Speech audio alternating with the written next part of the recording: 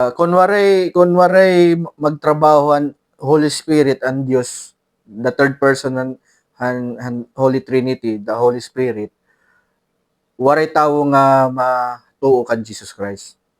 Ang rason kaya no kita naging anak han Dios kay tungod nga gin regenerate kita han Holy Spirit.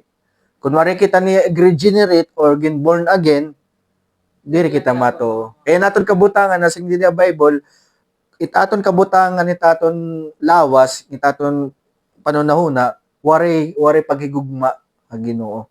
Zero.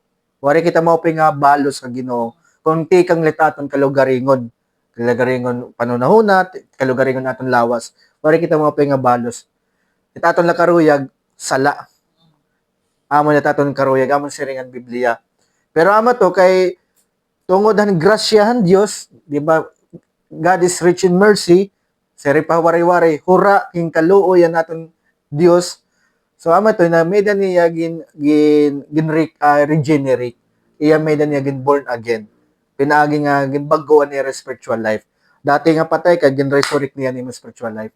So gin resurrect, nakita mo na, naintindihan mo na kung anong kaupay ni Jesus.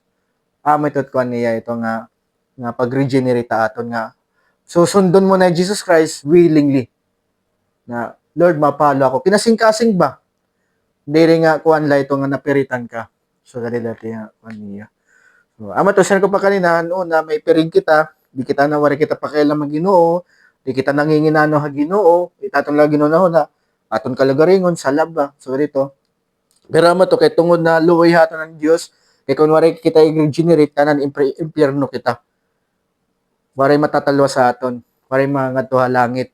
Waray tanan gud talaga. Pero kay tungod nga God is gracious. So by His grace gintanggal niya ito nga piring para ka maka-receive ang salvation. Kay kun diri niya ito tanggal, hindi ka man ma-believe kan Jesus. So amo ito kuan niya.